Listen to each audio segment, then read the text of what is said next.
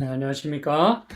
네, 안녕하십니까. 네, 이제 제가 스크린을 좀 쉐어하도록 하겠습니다.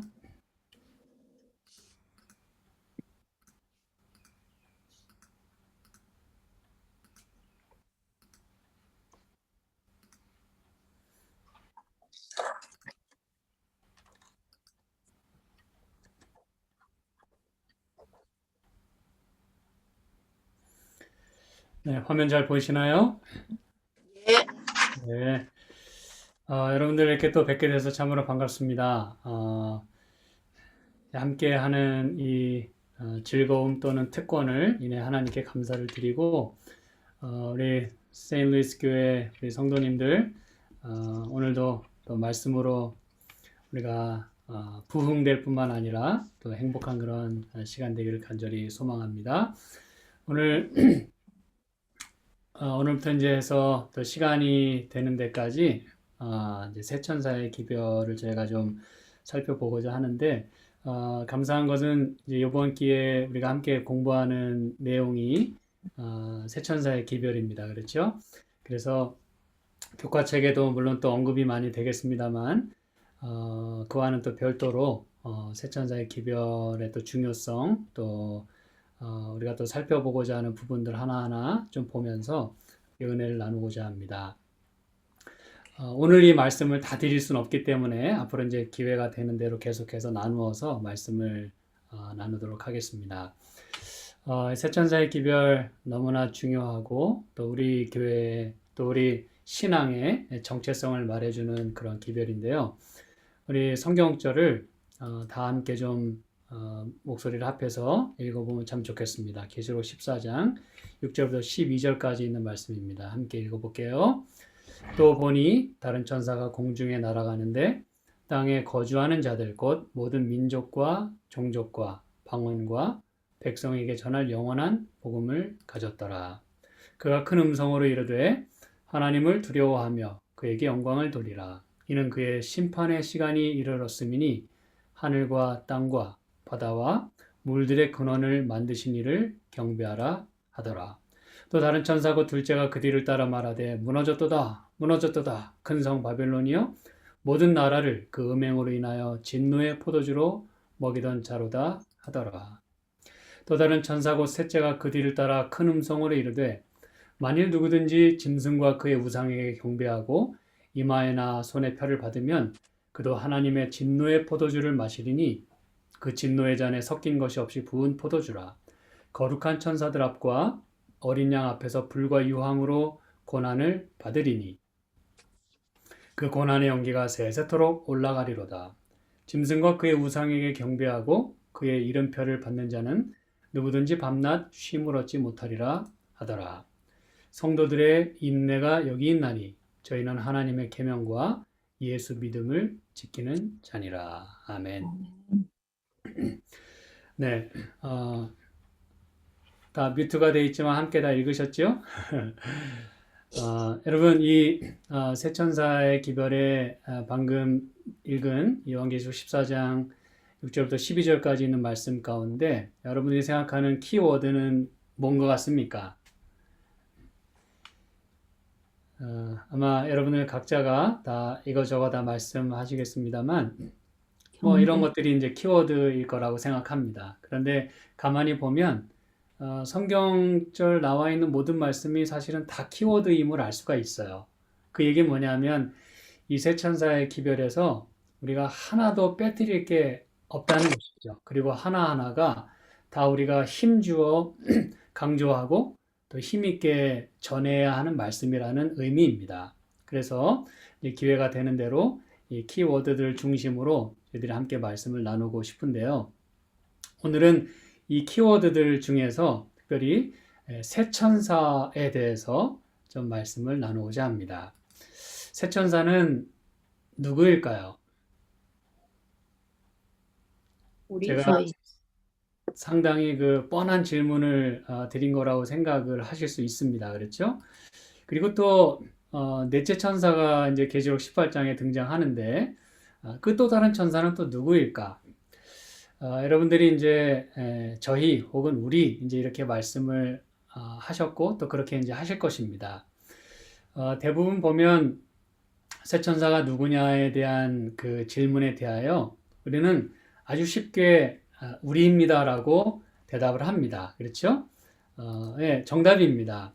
그런데 이 새 천사가 누구이냐에 대하여 우리라고 하는 그 대답 그 외에는 사실 우리가 더 이상 강조하지 않거나 또는 좀 지나치는 경향이 있는 것 같습니다. 새 천사가 누구인지 그저 정의만 내리고 그 다음에 이제 기별로 바로 들어가게 되는데 저는 오늘 이 새 천사가 정말 누구이고 그들이 어떤 삶을 살아내야 하고 또 어떠한 이 사명을 부여받은 사람들인가를 좀 더 부각시키고자 합니다. 새 천사가 누구냐에 대해서 내가 아니라고 대답하자니 다른 답이 떠오르질 않아요. 그렇죠? 그리고 배운 대로라면 분명히 우리인데 아니라고 할 수도 없고 말이죠. 또 나라고 하자니 천사답지 않은 자신의 모습을 보면서 좀 이렇게 부끄러운 생각이 들기도 합니다. 그렇죠?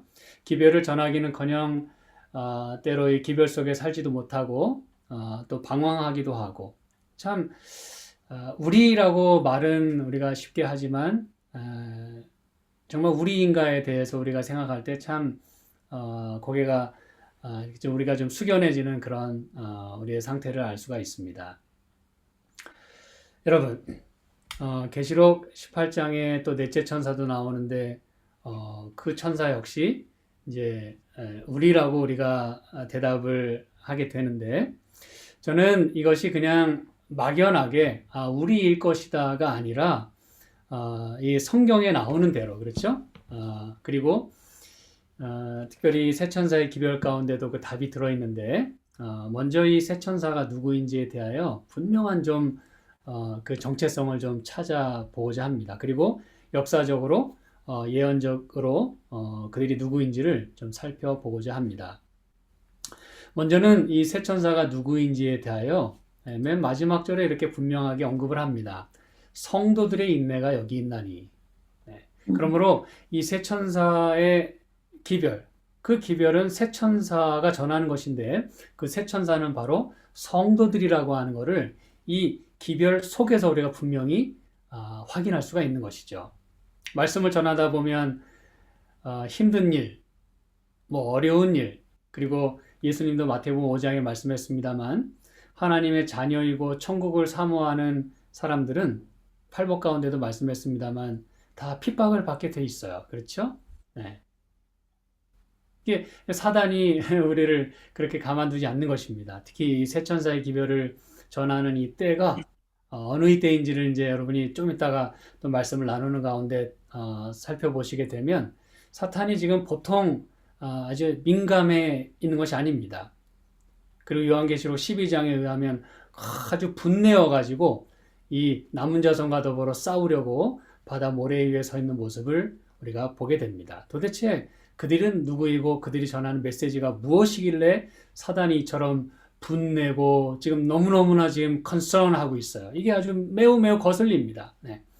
그리고 이것을 인해서 지금 대쟁투를 벌이고 있어요. 네. 바로 성도들이 전하는 메시지, 그게 바로 새 천사의 기별입니다. 이게 바로 직접적인 실마리가 되는 것이죠. 그 다음에 여러분 이 요한계시록 6장 9절로 11절에 보면 이제 다섯째 인을 떼실 때 나오는 말씀인데 이 성도들이 왜 인내해야 되는가? 그렇죠?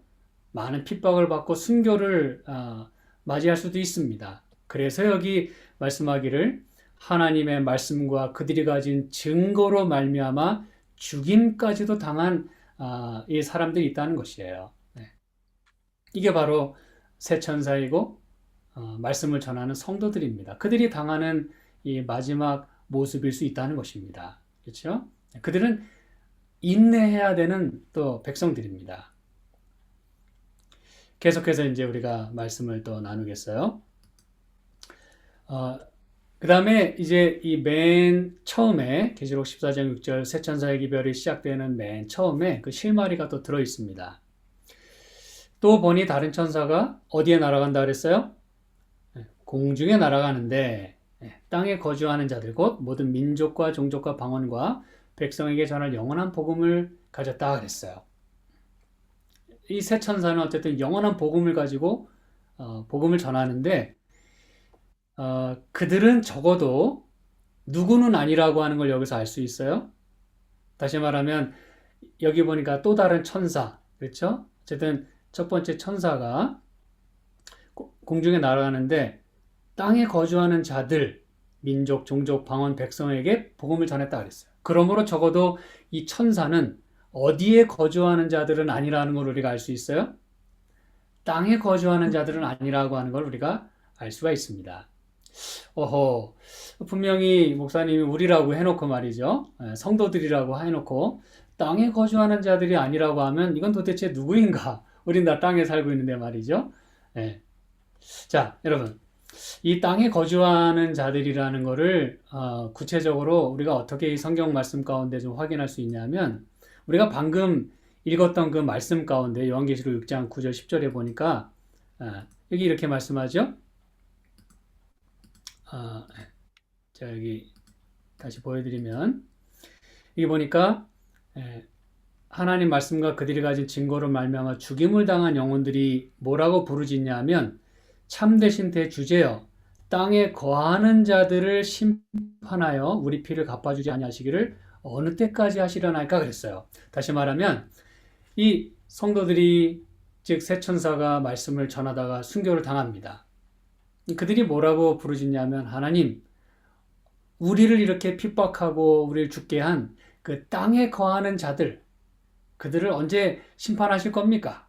우리를 언제 신원해 주시겠습니까? 이렇게 하나님께 울부짖는 것입니다. 그럼 이게 여러분이 무슨 얘기인지 아시겠죠?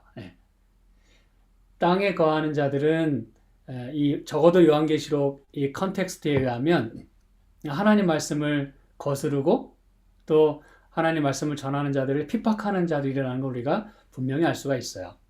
그리고 제가 찾지는 않겠습니다만 요한계시록 13장 8절 또 12절 14절에 보면 이 땅에 거하는 자들은 곧 짐승과 그의 우상에게 경배하고 우상을 만들고 또 그 우상에 경배하지 아니하는 자들을 또 핍박하는 그런 세력으로 등장합니다. 그러고 보니까 땅에 거하는 자들은 적어도 새 천사의 기별을 전하는 자들과는 반대되는 그들을 대적하는 무리구나라는 걸 우리가 알 수가 있어요. 그리고 여기 분명히 말씀하기를 땅에 거주하는 자들은 도대체 누군가? 영감의 글에 이렇게 표현합니다. 이 땅을 그들의 거처로 삼은 자들이 곧 땅에 거주하는 자들이다. 이렇게 정의를 내리고 있어요. 이제 우리가 답을 분명히 찾았습니다. 새 천사는 성도들인데 복음을 전하면서 인내하고 견뎌내야 돼요. 땅에 거주하는 자들이 많이 핍박할 거예요. 그런데 그들은 누구냐? 이 땅을 그들의 거처로 삼은 자들. 그러면 새 천사는 적어도 누구는 아니라는 거예요. 이 땅을 그들의 거처로 삼지 않는 자들이 새 천사임을 우리가 분명히 이해할 수가 있습니다. 그들이 진짜 인내하고 하나님 계명을 지키고 예수 믿음을 지키는 그 성도들이라 그걸 말해주고 있는 것입니다. 분명하지 않습니까? 그렇죠? 이거를 한마디로 이 말씀 가운데 어떻게 표현하고 있냐면 또 다른 천사가 어디에 날아간다 그랬어요? 공중에 날아간다 그랬어요. 그러므로 땅과 공중, 하늘이 지금 아주 분명하게 대조되어 있는 모습을 보게 됩니다. 그렇다면 기별자는 공중에 날아가는 사람들이라는 것이에요. 이 땅에 거주하는 자들이 아니라. 제 아내는 저에게 항상 그 부탁 내지는 이렇게 욕을 합니다. 목사는 적어도 이 땅에서 1cm는 떠서 다녀야 된다고 그렇게 얘기를 합니다. 엄청난 요구가 아닐 수 없어요. 네. 그 말이 매우 황당하게 들릴지 몰라도 저는 그게 무슨 의미인지를 알기 때문에 또 그것이 내가 어떠한 삶을 살아내야 하는가를 말해주고 있기 때문에 제가 감히 이렇게 거부할 수가 없어요. 네. 여러분, 성도는요, 목사들만이 아니라 성도는 땅에서 적어도 1cm는 떠서 다녀야 되는 그런 사람들이라 이것이에요. 또 다른 말로 이 땅을 내가 영원히 살 그런 거처로 삼지 않는, 다시 말하면 하늘을 사모하며 사는 그런 사람들을 말하는 것이에요. 그러므로 예수님도 요한복음 17장에서 우리 남아있는 그 제자들을 위하여 하나님께 간절히 마지막 탄원을 드렸던 것처럼 그들이 이 땅에 살지만 이 땅에 뭐하지 않는, 속하지 않는 삶을, 구별된 거룩한 삶을 살게 해달라고, 진리로 그들을 거룩하게 해달라고 그런 기도를 예수님이 드리신 걸 보면 우리 마지막에 메시지를 전해야 하는 우리 메신저들은 이 땅에 살아가지만 이 땅이 나의 진정한 영원한 거처가 아니고, 그리고 이 땅에 속하지 않은, 그러나 이 땅을 구원하기 위하여 목숨까지 내놓을 수 있는 그러한 사람들을 예수님께서 오늘 부르신다는 사실이고, 그들이 전하는 메시지가 바로 새 천사의 기별이라고 하는 것입니다. 그래서 이렇게 말씀하죠. 성도들의 인내가 여기 있나니. 네, 그렇습니다. 네. 자, 여러분, 그래서 지금 메시지가 있어요. 하나님께서 우리에게 전하라고 넣어주신 메시지가 있습니다. 그 메시지를 가진 자가 메신저인 것이에요. 그렇죠? 메시지가 중요한가? 메신저가 중요한가? 이 질문은 그리 좋은 질문은 아닙니다만, 그래도 우리는 이 질문에 대하여 생각을 해볼 수 있어야 합니다. 메시지가 중요한가? 그렇지. 메신저가 중요한가? 그것도 그렇지. 여러분, 제가 이 뻔한 질문을 다시 한번 드리는 것은, 우리가 기별이 중요하다고 많이 이야기를 하지만 제가 좀 더 강조해서 말씀드리고 싶은 것은 이 기별을 전하는 메신저 역시 매우 중요하다는 사실입니다. 왜냐하면 메신저는 그 안에 뭐가 있는 사람이에요? 메시지가 있는 사람이 메신저입니다. 그렇죠? 메시지가 없으면 진정한 메신저라고 말할 수가 없습니다. 기별을 가진 자가 기별자가 될 수 있다는 뜻이죠. 다시 말하면 하나님께서 새 천사를 통해서 기별이 전해지도록 하셨는데 그게 바로 오늘 우리라고 한 사실이에요. 그러므로 그 얘기는 오늘 우리는 분명한 메시지를 가지고 있어야 된다는 동시에 그 얘기인 것입니다. 그렇죠?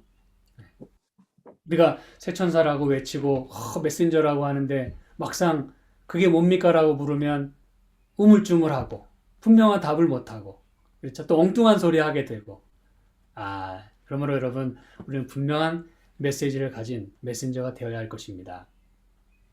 여러분, 이 새 천사 그리고 넷째 천사의 마지막 터치는 매우 중요합니다. 왜냐하면 모든 인류의 운명을 결정하는 순간이 될 것이기 때문에 그래요. 그러므로 우리는 지금 매우 엄숙한 이 시대에 살고 있고 엄숙한 메시지를 가지고 있어요.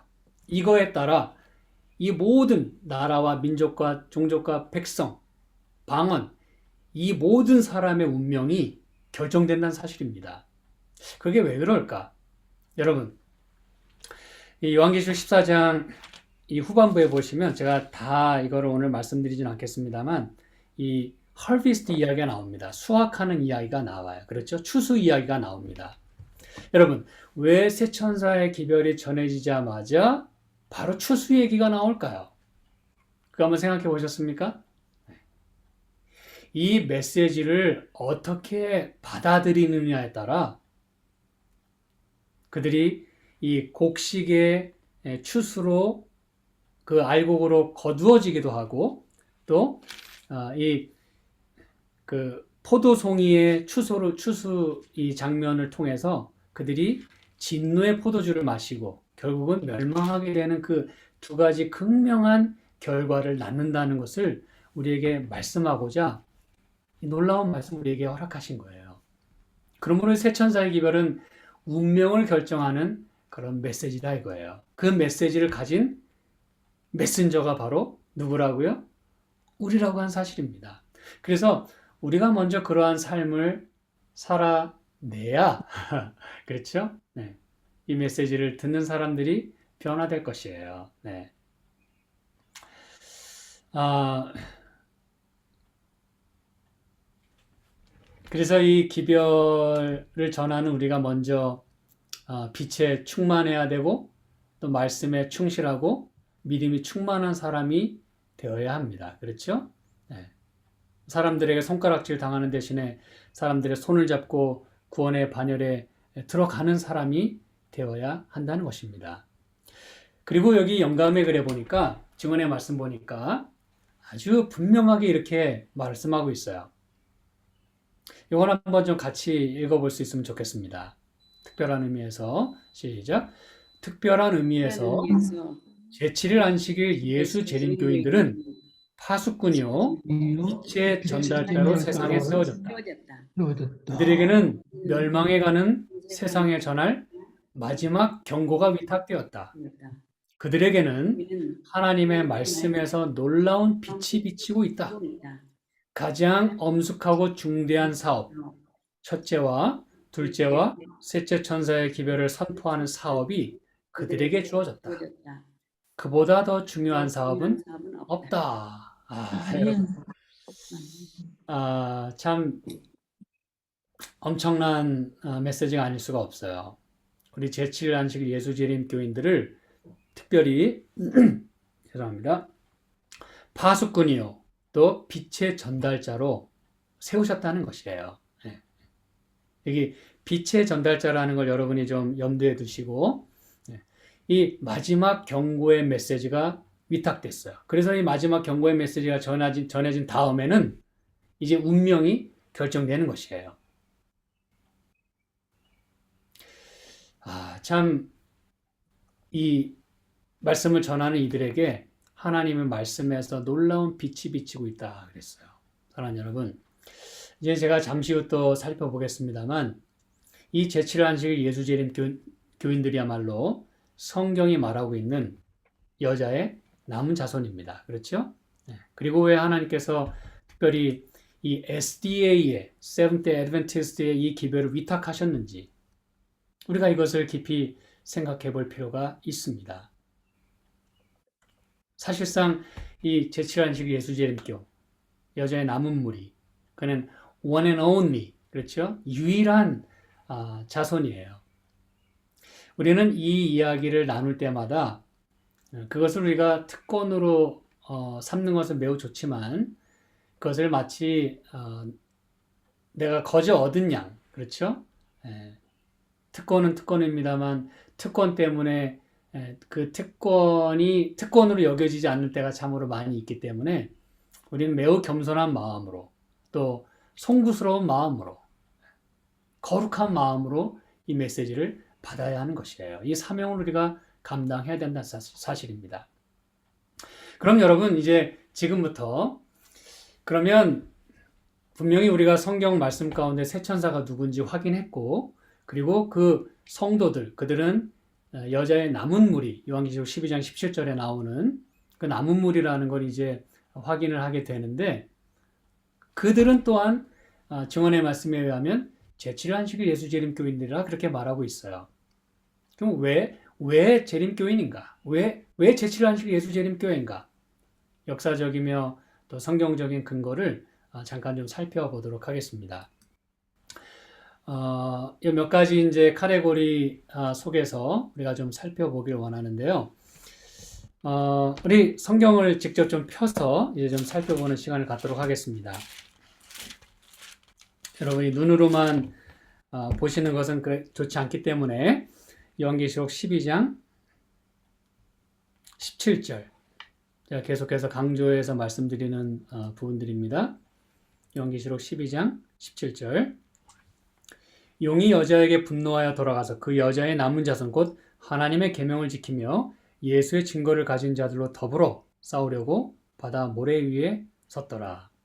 이 여자의 남은 자손 이제 앞으로 시간 되는 대로 계속해서 살펴보겠습니다만 이 여자의 남은 자손이 등장하는 때는 적어도 여자가 광야에서 한때 두때 반때 여기 13절 14절에 말한 것처럼 그렇죠? 광야에서 핍박을 받고 한때 두때 반때 또 다른 말로 1260일 또 다른 말로 43달 그렇죠? 다 합하면 1260년이라고 하는 그 기간을 보낸 이후에 등장하는 사람들이 바로 여자의 남은 자손입니다. 그렇죠? 그러므로 그 전에 나타나는 사람들은 어쨌든 여기서 말하는 여자의 남은 자손이 될 수가 없어요. 이 이후에 등장하는 자들이야말로 여자의 남은 자손이고 그들의 특징은 하나님의 계명을 지키고 예수의 증거를 가진 자들이라 그랬어요. 이제 앞으로 계속 살펴볼 것입니다. 그래서 지금 이들이 이제 새 천사인데 등장하는 시기가 그렇다는 것이에요. 다시 말하면 1798년 이후에 그리고 또 새 천사의 기별이 전해지기 시작한 1800년대에 등장했던 자들이라 이것입니다. 아시겠죠? 그들이 이제 역사적으로 보면 제7일 안식일 예수 재림 교인입니다. 그리고 우리 요한계시록 6장에 보니까요. 아까 우리가 읽은 말씀 9절 다섯째 인을 떼실 때에 보니 이 죽임을 당한 이 영혼들이 제단 아래서 울부짖는다 그랬어요. 언제까지 이 심판하지 않으시겠습니까? 우리를 좀 언제 신원해 주시겠습니까? 라고 10절에 외칩니다. 그렇죠? 여러분, 이 다섯째 인을 떼실 때가 바로 시기적으로 말씀드리면 1800년대에 해당이 되겠습니다. 그럼 이게 이제 여러분 하나씩 계속 이 퍼즐에 맞춰지죠? 이때에 이 영혼들이 울부짖습니다. 언제 신원해 주시겠습니까? 이게 우리 교회에서 말하는 조사심판. 이것 때문에 요즘 많은 분들이 많이 헷갈려하고 또 신앙에 어려움을 겪는 분이 많이 있습니다. 그러나 뭐 굳이 조사심판이라는 단어가 거슬리면 그 말 안 써도 돼요. 재림전 심판이라고 해도 됩니다. 또 다른 말로 신원해 주시는 그 중보 이렇게 말씀 해도 괜찮습니다. 굳이 조사심판이라는 말 때문에 서로가 시험받고 힘들지 않아도 괜찮아요. 재림 전에 있을 신원해 주시는 그 심판입니다. 그렇죠?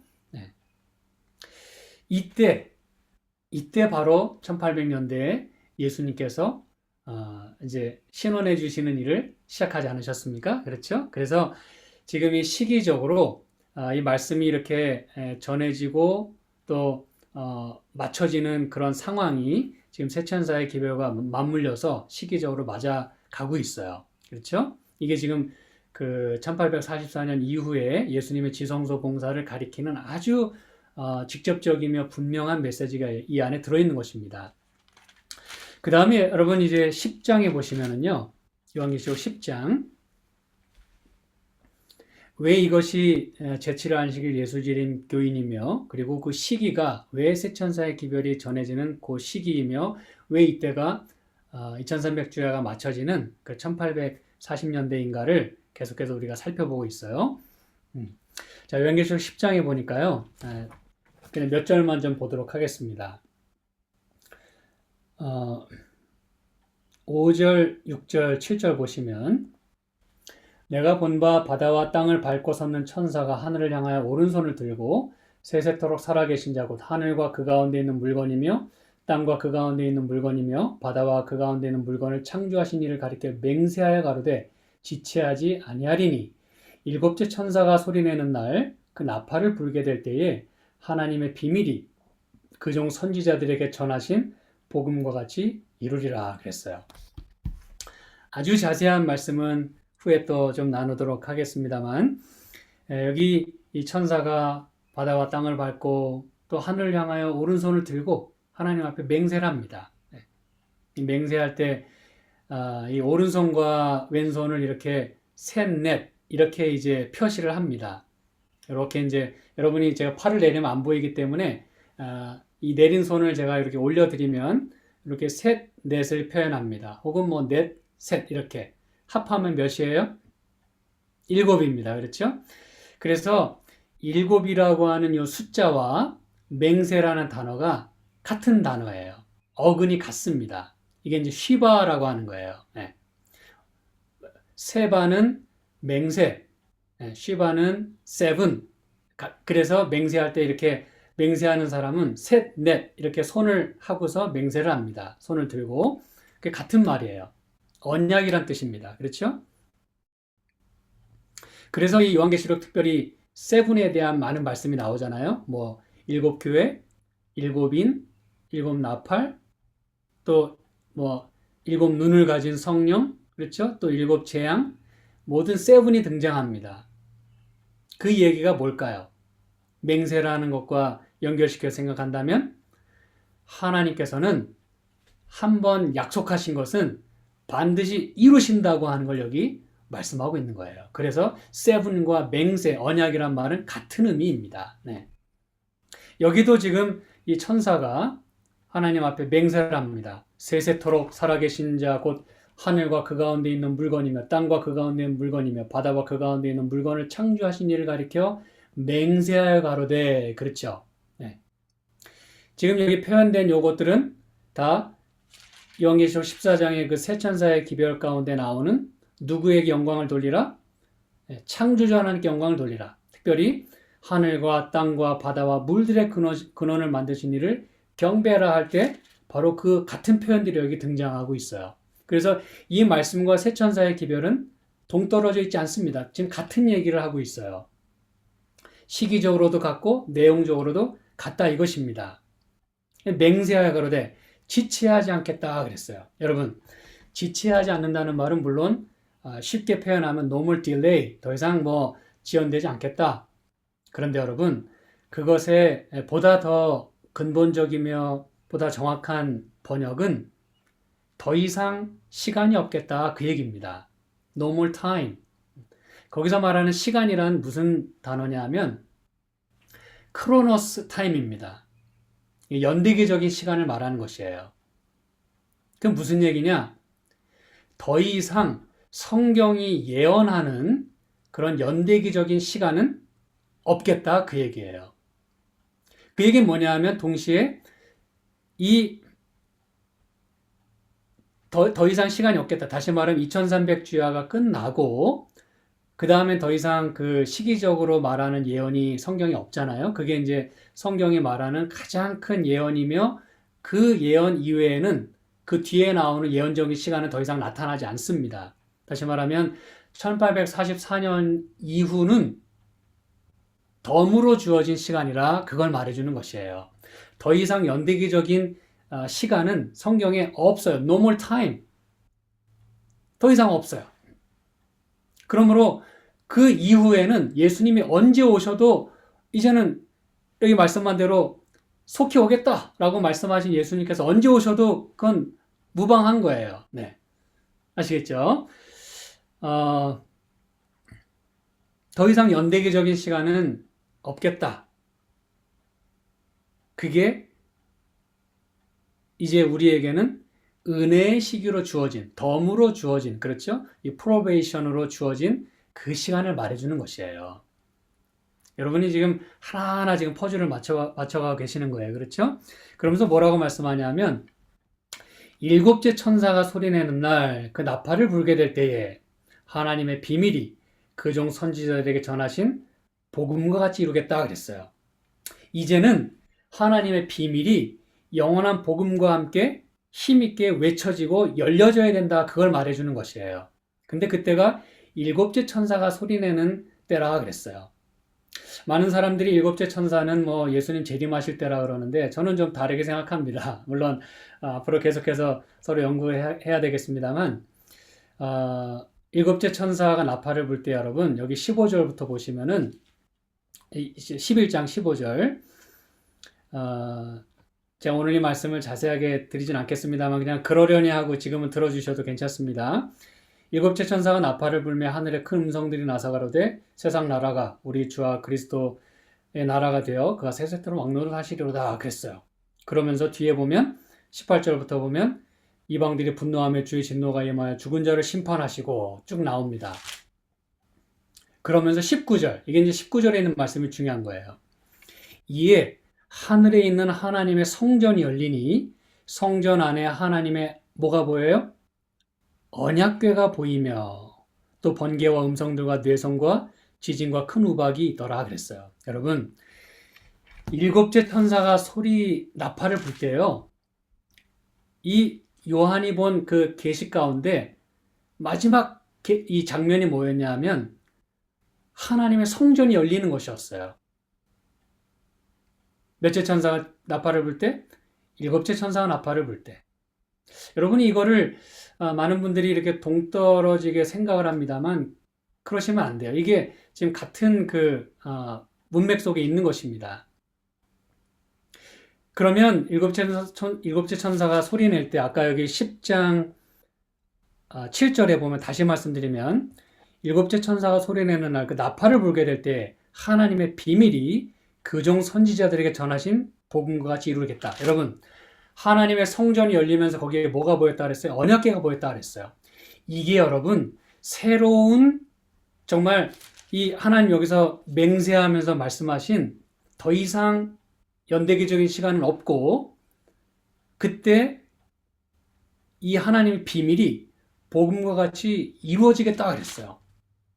이 언약궤가 보이면서 다시 말하면 예수님의 그 지성소 봉사를 말해주는 것이거든요. 이게 그러면서 하나님의 비밀과 복음이 힘있게 열리고 전파되겠다. 그걸 말해주는 것이에요. 이게 바로 14장부터 나오는 새 천사의 기별. 그게 힘있게 외쳐지던 1840년대를 가리키는 것입니다, 여러분. 네. 그러면 왜 이 요한계시록 11장 19절에 하나님의 성전이 열리고 성전 안에 하나님의 언약궤를 요한에게 하나님 보여주셨을까? 그때 여러분 무슨 일이 있었어요? 1800년대에 특히 이제 1844년에 예수님이 오시는 줄 알고 다 승천바위까지 올라갔어요. 근데 예수님 안 오셨어요. 무슨 일이 있었어요? 대실망을 경험했습니다. 많은 사람들이 나가 떨어졌어요. 신앙을 포기했습니다. 그때 하나님이 다시 한번 이 맹세, 언약을 여기 지금 말씀해 주시는 거예요. 이거는 언약궤 봉사, 즉 지성소 봉사를 한다는 것을 말씀해 준과 동시에 내가 속히 오겠다는 거예요. 내 약속은 틀림없이 이루어질 테니 인내하라 이거예요. 포기하거나 실망하지 말고 하나님의 보좌를 붙들고 이 열려진 이 산길, 새롭고 산길, 히브리서 10장에 그런 표현이 있었죠.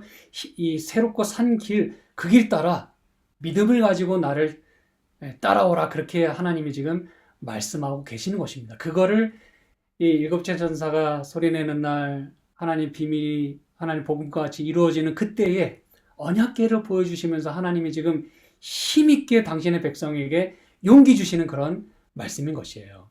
그리고 이때 새 천사의 기별이 외쳐지게 됐는데 그게 왜 그 얘기인지를 다시 요한계시록 10장에 가서 봅니다. 8절부터 쭉 다 읽진 않겠습니다만 펴놓은 책을 이제 가지라 그랬어요. 9절 내가 천사에게 나아가 작은 책을 달라 한즉 천사가 가로되 갖다 먹어버리라. 내 배에는 쓰나 내 입에는 꿀같이 달리라. 내가 천사의 손에서 작은 책을 갖다 먹어버리니 내 입에는 꿀같이 다나 먹은 후에 내 배에서는 쓰게 되더라. 이게 무슨 경험인지 여러분 잘 알고 계시죠? 네. 이게 바로 다니엘서를 연구하다가 이게 이때 예수님이 오시는 거구나. 그리고 다 예수님 재림을 준비했지만 오시지 않자 다 실망했어요. 그 말씀을 듣고 여러 사람들이 너무나 기뻐했고 너무나 단 경험을 했어요. 그러나 그 이후에 매우 쓴 경험을 하게 됩니다. 그렇죠? 이게 바로 그 얘기입니다. 근데 11절에 보니까 저가 내게 말하기를 내가 많은 백성과 나라와 방언과 임금에게 다시 예언하여야 하리라 하더라 그랬어요. 여러분 여기 많은 백성, 나라, 방언, 임금 이게 어디에서 나왔던 그 월딩하고 비슷하거나 같습니까? 새 천사의 기별 시작하는 14장 6절에 여러 나라와 족속과 방언과 백성에게 전할 영원한 복음을 가졌더라. 이게 여러분 같은 얘기입니다.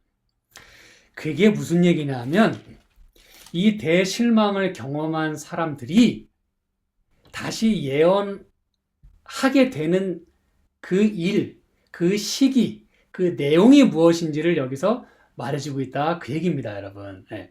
그리고 여기 이제 다시 예언하여야 하겠다 했잖아요. 여러분이 질문할 것입니다. 목사님, 좀 전에 예언상으로는 2300주야가 끝이라면서요. 근데 무슨 또 예언을 해야 된다고 말씀했다는 얘기입니까? 여러분이 이렇게 질문하시겠죠. 그렇죠. 예. 그렇게 질문해야 될 줄도 모르고 계셨을지도 있지만 예. 그렇게 질문할 수 있어요. 더 이상 예언이 없다면서요.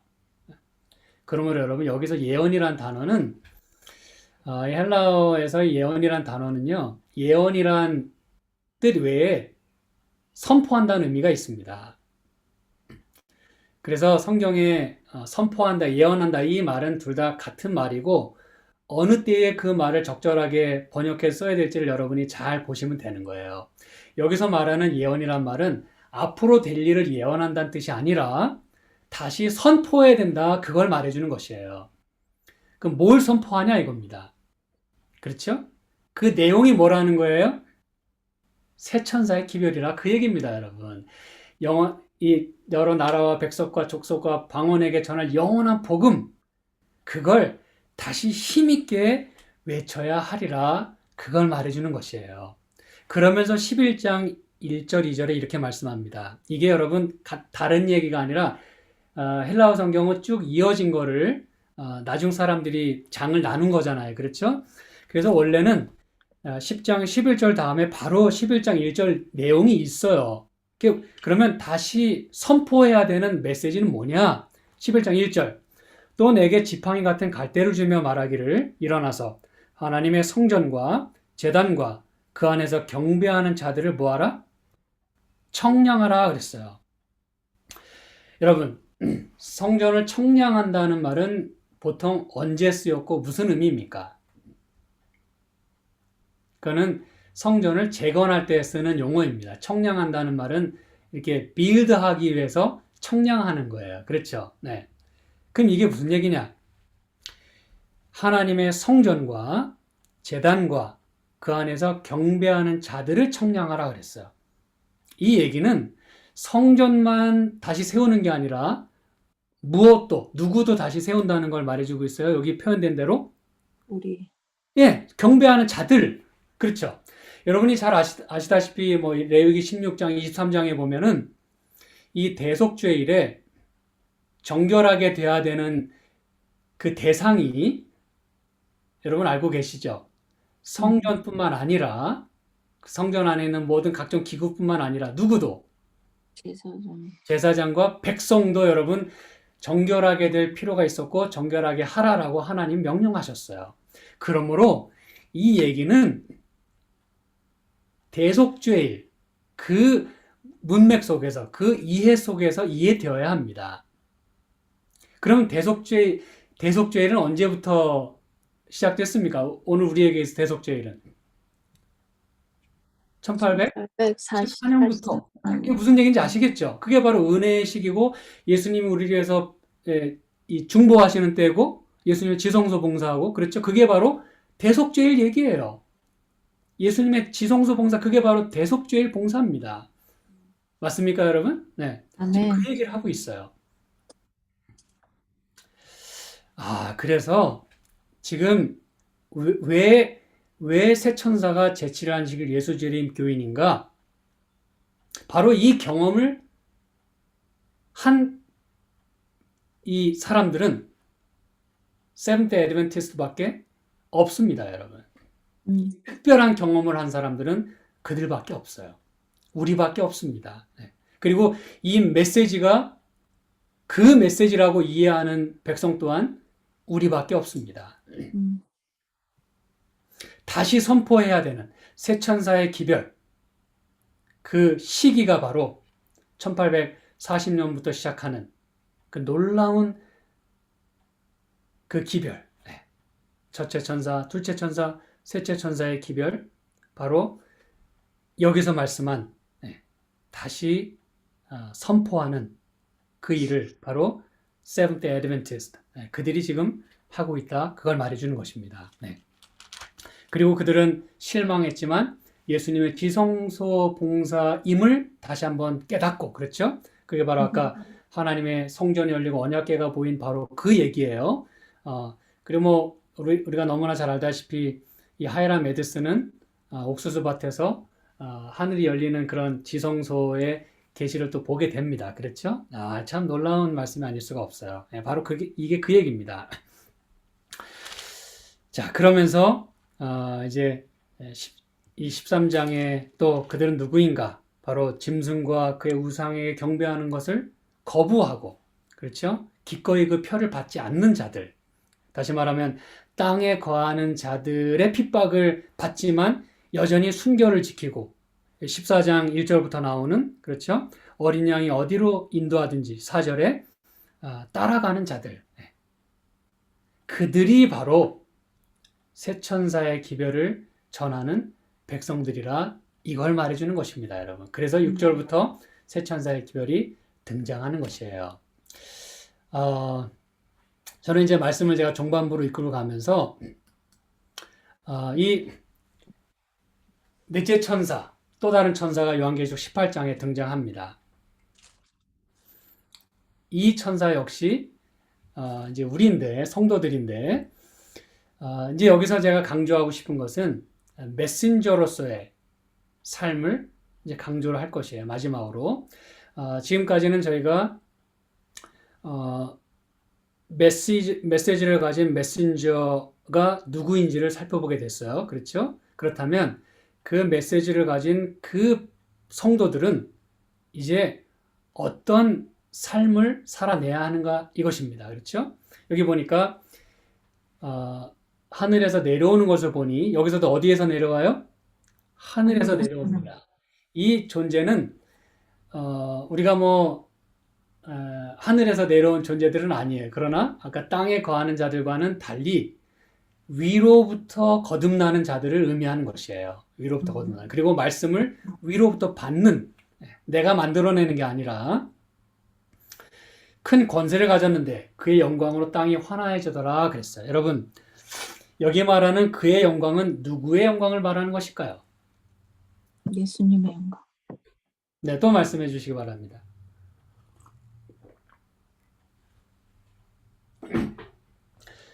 우리가 예수님의 영광이라고 말하면 참 좋아요. 그렇죠? 그거밖엔 사실 답이 없는 것처럼 보입니다. 또 그렇게 말해야 될 것 같아요. 그렇죠? 근데 여기 이 성경절 안에서만 일단 보면, 그렇죠? 다른 천사가 내려오는데 큰 권세를 가졌어요. 근데 땅이 누구의 영광으로 하나해졌다 그랬어요? 그의 영광으로 하나해졌다 그랬어요. 그럼 그는 누구일까요? 이 성경절 안에서 이해하자면 그는 누구예요? 천사입니다. 천사. 그렇죠. 여기 뭐 예수님이 여기는 일단 등장하지 않아요. 천사만 등장합니다. 근데 천사가 등장했는데 그의 영광으로 땅이 환해졌다 그랬어요. 그럼 여러분, 천사의 영광, 이게 말이 되는가 이것이죠. 제가 이제 계속 그걸 강조하는데, 예수님의 영광이 아니라면 천사의 영광인데, 이건 여러분 무슨 뭐 기별을 전하는 이 천사가 우리가 뭐 자만하거나 뭐 영광을 차지하거나 뭐 교만하거나 뭐 그런 영광을 말하는 것이 아니라 하나님의 품성이, 아까 여기 말씀했죠. 위로 하늘로부터 내려오는 그 삶, 그렇죠? 그 기별을 받고 그러한 성품을 닮아가는 그 사람들의 삶의 모습을 여기에 말해주는 것이에요. 그 영광을 말하는 것입니다. 그럼 이게 무슨 말이냐? 계속해서 봅니다. 각시대 대쟁투 612쪽에 이렇게 말씀했어요. 한번 같이 읽어보실까요? 시작. 하나님의 종들은 거룩한 헌신으로 빛나고 밝은 표정을 얼굴에 짓고 하늘에서 온 기별을 선포하기 위하여 이곳에서 저곳으로 분주히 왕래할 것이다. 기별은論으로 전해지기보다 하나님의 영의 깊은 감동으로 전해질 것이다. 이제 이게 무슨 얘기인지 아시겠죠, 여러분?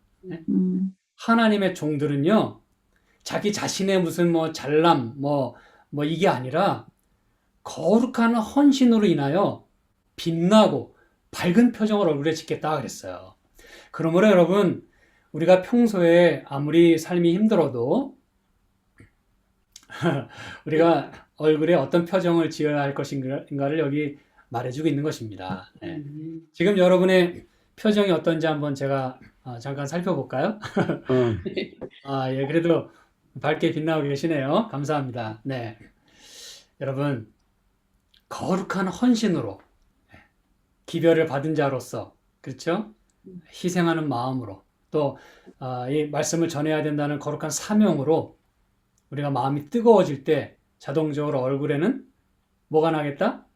빛. 광채가 나겠다. 예, 이게 바로 영광입니다, 여러분. 아멘. 그래서 하나님의 영의 깊은 감동을 받은 사람들이 전하는 메시지가 전해지겠다 그 얘기입니다, 여러분. 여러분, 사람들은요, 특히 요즘 시대는 뭐 유튜브만 해도 너무나 많아요. 뭘 들어야 될지 잘 몰라요. 너무 많아가지고. 그리고 뭘 들어야 될지를 결정했어도 시간이 없어요. 다 들을 시간이 없어요. 네. 그런 시대에 우리가 살고 있는데 우리가 뭐 몇 마디 한다 그래서 그게 여러분 먹힐 것 같습니까? 잘 안 됩니다. 그러므로 이 기별이 제대로 전해지려면 어떻게 전해야 될까요? 감동으로 전해야 된다. 그걸 말해주는 것이에요. 네. 아멘. 삶의 모습으로 그게 메시지가 전해져야 그게 먹히겠다. 그걸 말해주는 것입니다. 네. 아멘. 그래서 그게 바로 새 천사의 기별을 전하는 새 천사의 모습이어야 된다는 걸 여기 말해주고 있어요. 여러분, 그의 영광으로 땅이 환해진다 그랬어요. 이건 여러분, 우리가 발광체가 아닌 우리는 반사체임을 잊어서는 안 됩니다. 하나님 품성을 내가 나의 모습 속에 드러내야 한다는 거예요. 아멘. 하나님의 사랑이 나의 사랑으로 둔갑이 되고 하나님의 선하심이 나의 선한 행실로 반사되고 반영되어야 된다. 그걸 말하는 것이에요. 그래서 그 요한계시록 19장에 그랬잖아요. 세마포 옷, 거룩한 그 품성, 그것은 곧 성도들의 뭐라? 옳은 행실이라 그랬어요. 그렇죠? 네. 그러므로 여러분, 성품은 행실로 드러나지 않으면 안 되는 것입니다. 네. 행실 강조한다고 여러분, 저 목사님 뭐 믿음보다 행함 강조한다. 그러지 마세요. 네. 행함 없는 믿음은 그래서 죽었다고 야고보가 이야기하는 거예요. 네. 올바른 믿음은 행함으로 드러나야 그게 진짜 믿음이라 그걸 성경이 아주 분명하게 말씀하고 있는 것입니다. 그래서 마태복음 5장 17절에 예수님 뭐라 그랬어요? 같이 읽겠습니다. 너희는 세상의 빛이라. 이같이 너희 빛을 사람 앞에 비추게 하여 저희로 너희 착한 행실을 보고 하늘에 계신 너희 아버지께 영광을 돌리게 하라. 네. 이겁니다. 예수님께서 우리가 세상의 빛이래요. 근데 그 빛은 내가 만들어내는 빛이 아니고 그 빛을 주신 아버지께 다시 되돌려 드려야 하는, 그게 바로 영광이래요. 빛이 영광이라는 건 여러분 알고 계시죠? 이 모세의 그 이야기 속에서 영광을 보여달라 그랬더니 하나님께서 당신의 성품을 보여주셨어요. 그렇죠? 그 빛은 곧 성품이고 곧 영광인 것이에요. 그래서 우리가 받은 빛을 사람 앞에 비치게 하라 그랬어요. 여러분, 우리가 받은 빛을요, 하나님 앞에 비추는 일을 우리가 잘해요. 그 얘기가 무슨 얘기인지 아시죠? 우리가 하나님 앞에서는 착하고 충성된 종이라고 인정받기 아주 쉬워요. 그런데 사람들에게 착하고 충성된 종이라고 또 믿음 좋고 성품 좋은 사람이라고 인정받기는 그닥 그렇게 쉽지는 않은 것 같아요. 그렇죠? 그래서 예수님 분명히 말씀합니다. 이 빛은 누구에게 비춰야 되냐면 사람 앞에 비춰야 된대요. 우리 가족들에게도 인정받을 수 있어야 된대요. 우리 이웃들에게도 인정받을 수 있어야 된대요. 우리 교인들한테도 인정받을 수 있어야 된대요. 아멘. 그래서 저희로 영광을 돌리게 하라라고 하면서 예수님 무슨 말씀했냐면 사람 앞에 비춰서 누구로 하여금? 저희로 하여금 너희 착한 행실을 보고 하늘에 계신 너희 아버지께 영광을 돌리게 하라. 아멘. 하나님 아버지께 영광을 돌리게 하려면 여러분 사람들로 하여금 우리의 착한 행실을 먼저 보게 해야 돼요. 그래서 그들이 하나님께 영광을 돌리게 하라라고 말씀하는 것입니다, 여러분. 네. 제가 마지막으로 이제 이 말씀 보겠습니다. 마태복음 24장 14절. 이 천국 복음이 모든 민족에게 증거되기 위하여 온 세상에 전파되리니 그제야 끝이 오리라. 이게 이제 우리가 전하는 이 새천사의 기별이 이렇게 전해져야 끝이 온다 그 얘기거든요. 그렇죠? 근데 제가 이제 마지막으로 살펴보길 원하는 것은 이 천국 복음이 새천사의 기별 가운데 영원한 복음이라고 표현됐잖아요. 그렇죠? 이 영원한 천국 복음이 온 세상에 전파되리니 그제야 끝이 오겠다. 이렇게 말해도 되지 않았을까요? 그렇죠? 여기 근데 모든 민족에게 증거되기 위하여라고 예수님이 덧붙이셨어요. 왜 그러셨을까요?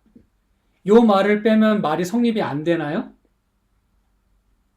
돼요, 안 돼요? 됩니까, 안 됩니까? 이 천국 복음이 온 세상에 전파되겠는데 그제야 끝이 오겠다. 말이 돼야 안 돼요? 돼요. 되죠. 네. 근데 왜 굳이 모든 민족에게 증거되기 위하여라고 예수님 이걸 덧붙이셨을까요? 공의. 네? 이건 여러분, 하나님의 백성. 이 천국 복음이 전파돼야 되는데 전파되는 방법이 모양이 모든 민족에게 증거가 돼야 된대요. 삶에서의 그런. 그렇죠. 내가 전하는 이 기별이요. 내 삶으로 프루프가 돼야 된대요. 아멘. 그래야 사람들이 이걸 듣고 그래. 저 사람 말하는 게 저게 맞네. 저거 보니까 저 사람을 보니까 그 기별이 이해가 되는 거예요. 그때서야 끝이 오겠다. 그 얘기입니다, 여러분. 이 기별이 끝까지 전해줘야 되는 건 맞아요. 근데 진짜 끝은 언제 오느냐? 말만 전한다고 되는 게 아니라 내가 전하는 이 영원한 기별, 영원한 복음, 이 천국 복음이 모든 사람에게, 모든 사람 앞에서 증거가 돼야 된대요. 기별은 이런 거야. 라고 말이죠. 사랑하는 여러분, 오늘 제가 이제 말씀을 마무리합니다. 새천사는 누구라고요? 우리입니다. 특별히 제7한직 예수재림교. 그러면 뭐 그들만 새천사하고 땡 할 거예요? 아니요.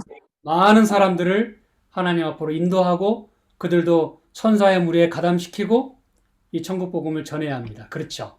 그런데 그 천국 복음을 전할 때, 영원한 복음을 전할 때 우리 새천사들로서 어떠한 삶으로 전할 거냐 이거예요. 소리만 전해져서 되는 게 아니라 그 복음이 나를 통해서 증거가 돼야 돼요. 프루프가 돼야 돼. 그때 모든 사람들이 그걸 보고 눈으로 확인하고 귀로 듣고 그리고 예수님 앞에 나올 것입니다.